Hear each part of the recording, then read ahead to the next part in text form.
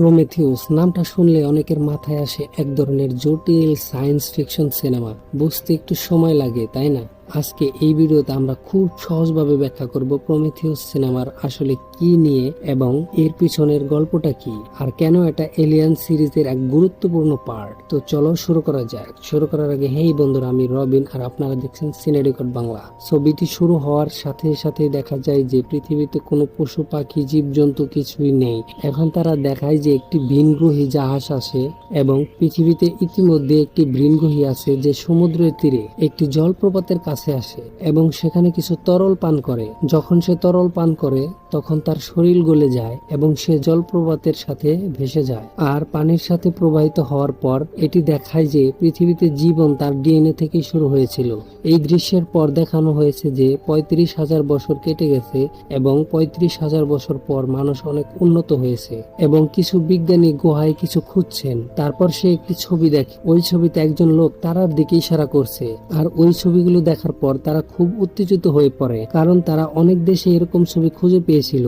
সেইগুলো তখনকার সময়ে অর্থাৎ 3,000 3,500 বছর আগের। একে অপরের সাথে কোনো সম্পর্ক ছিল না। সেই সময় কোনো বিমান বা অন্য কিছু ছিল না, কিন্তু প্রতিটি স্থান থেকে অনেক দূরত্ব থাকা সত্ত্বেও ছবিগুলো কেন একই রকম পাওয়া গেল? তারা অনুমান করে যে আমরা সর্বত্র একই ছবি পাচ্ছি, কারণ যে ব্যক্তি তারার দিকে ইঙ্গিত করছে সে সর্বত্র একই নক্ষত্রের দিকে নির্দেশ করেছে। তাই তিনি বলেন যে এটি আমাদের জন্য একটি আমন্ত্রণ। যারা আমাদের সৃষ্টি করেছেন তারা চান যে আমরা তাদের খুঁজে বের করি এবং তাদের কাছে পৌঁছাই। এটি 1991 সাল, যার অর্থ আজকের সময় থেকে অনেক আগেই এটি ঘটছে। অর্থাৎ ছবিতে 1991 সাল দেখানো হয়েছে।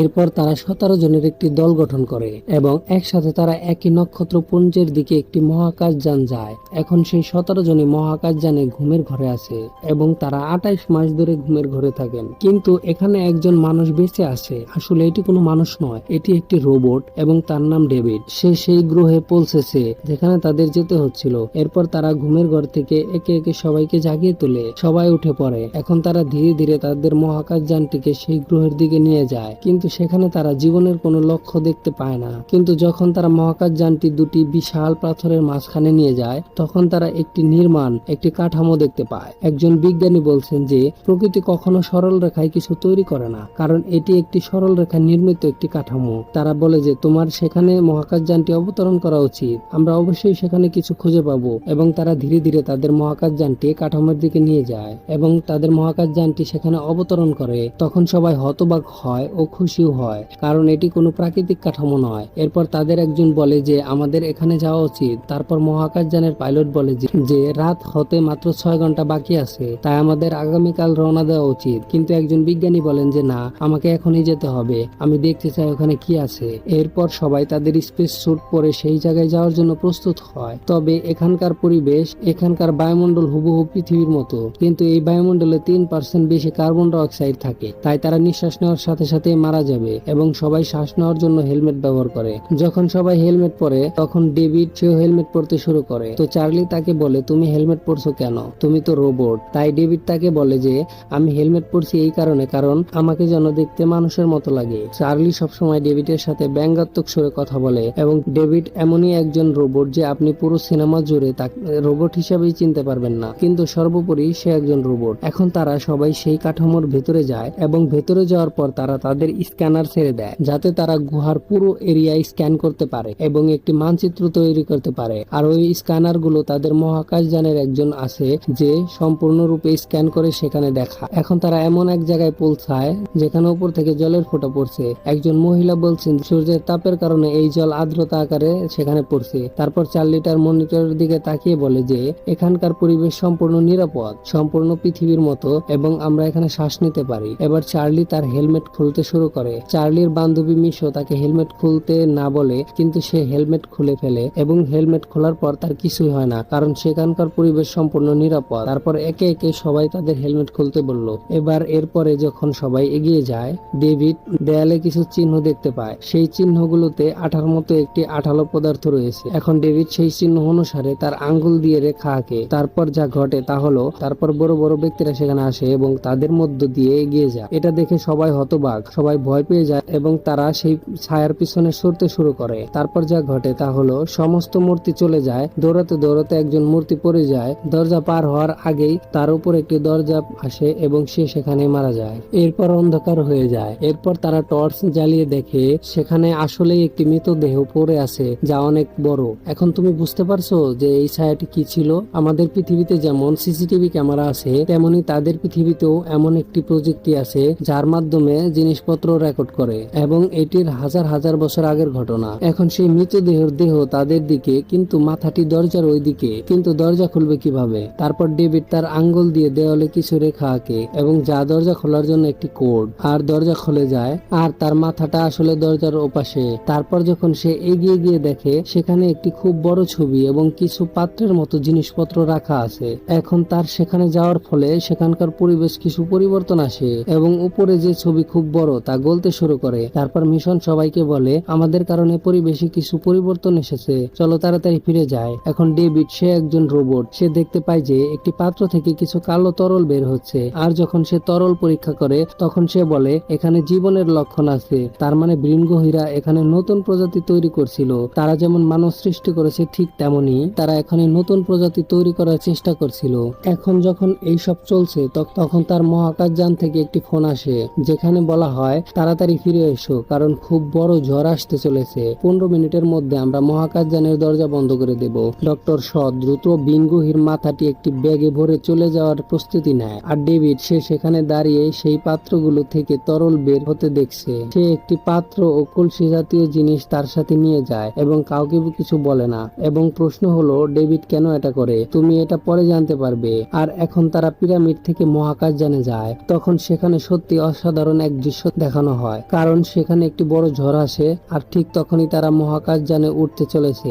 মাথাটা, যা বৃঙ্গহীর মাথা, তা বাইরে পড়ে যায়। ডক্টর শ সেটা আনতে যান এবং চার্লি তাকে বাঁচায়। এখন অনেক কষ্ট, তারা সবাই মহাকাশযানে পৌঁছেছে, কিন্তু তাদের দুই সঙ্গী একই পিরামিডে আটকে আছে, কারণ তারা সবাই ফিরে এসেছিল, কিন্তু তারা দুইজন তাদের সাথে ছিল না। তারা তাদের থেকে আলাদা হয়ে গিয়েছিল। তাই সে ফোনে লোকদেরকে বলে, তোমরা আজ রাতটা ওখানেই থাকো, কারণ ঝড় এসেছে আর সকালে তোমাদেরকে ফিরিয়ে নিতে আসবো। এবার ডেভিড সেখান থেকে আনামটকা ধরনের জিনিসটি খুললো এবং তার ভেতরে 3টি টিউব ছিল।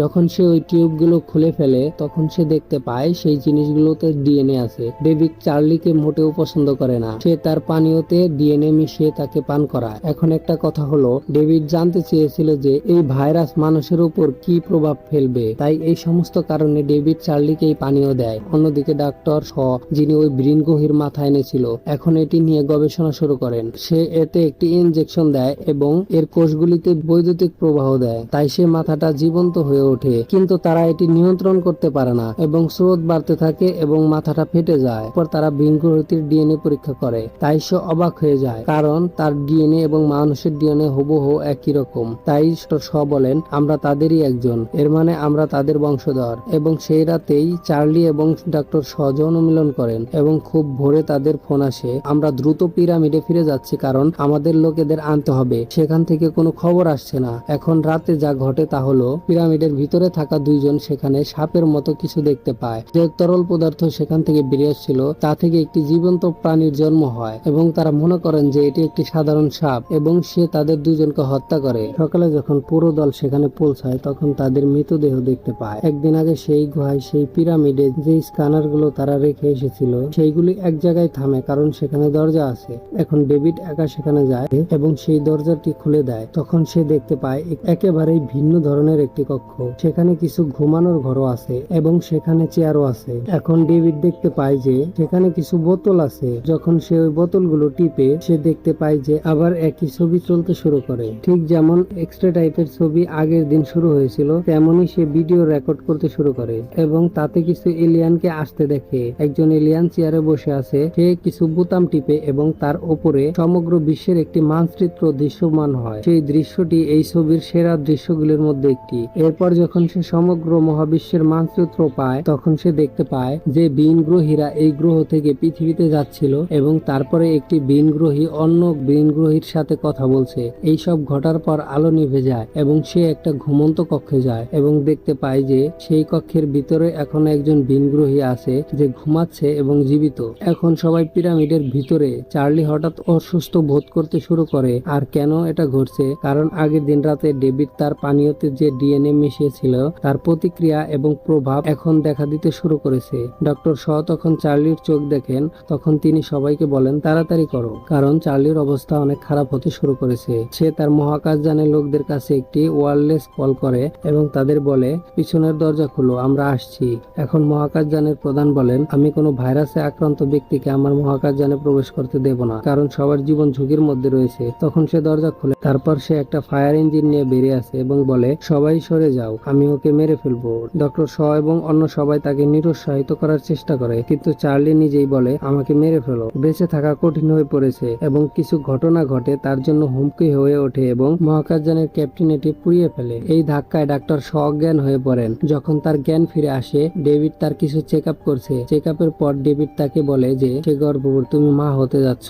ডক্টর শ এতে সম্পূর্ণ হতবাক, কারণ তার কিছু শারীরিক সমস্যা ছিল এবং এর কারণে তিনি কখনো মা হতে পারেননি। সে তাকে বলে যে তোমার পেটে 3 মাস বয়সী একটি শিশু আছে এবং এটি কোনো সাধারণ শিশু নয়, বরং একেবারে আলাদা একটি শিশু। ডক্টর শ বলেন আমি তাকে দেখতে চাই, কিন্তু ডেভিড তাকে প্রত্যাখ্যান করে। এখন ডাক্তার শ বলছেন যে আমি এটি আমার পেট থেকে বের করতে চাই, কিন্তু ডেভিড বলছে এটি এখানে সম্ভব নয়। আমরা তোমাকে আবার ঘুমানোর ঘরে ফিরিয়ে দেব এবং তুমি পৃথিবীতে ফিরে আসার পর তোমার চিকিৎসা করব। ঠিক তখনই ডক্টর শোর ব্যথা শুরু হয়। ডেভিড তাকে একটি ইনজেকশন দেয় এবং অজ্ঞান হয়ে যায়। এখন তার গর্ভ 3 মাসের হতে পারে না, কারণ 3 মাস আগে সে ঘুমের ঘরে ছিল। আগের দিন সে চার্লির সাথে সেক্স করছিল। সুতরাং ডেভিড চার্লির পানীয়তে যে ডিএনএ মেশানোর ফলে তার গর্ভে এই অসাধারণ গর্ভাবস্থা ঘটে। এখন ডক্টর শ জ্ঞান ফিরে পায়। তিনি দেখেন যে 2 জন লোক তাকে ঘুমের ঘরে ঢুকিয়ে দেওয়ার চেষ্টা করছে এবং তার জন্য প্রস্তুতি নিচ্ছে। তারপর তাদের সাথে যুদ্ধ করে হত্যা করার পর সে একটি ঘরে দৌড়ে যায় এবং সেই ঘরে একটি অত্যন্ত উন্নত মেশিন ছিল যা সকল ধরনের অপারেশন করতে সক্ষম। সেই মেশিনটিকে নির্দেশ দেয় যে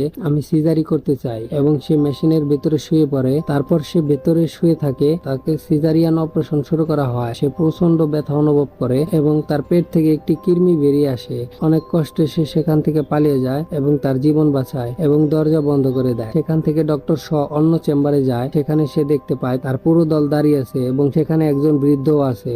এই বৃদ্ধ লোকটি ঘুম থেকে সবেমাত্র জেগে উঠেছে। এবার আসুন এই বৃদ্ধ সম্পর্কে জেনে নেই। তিনি কে?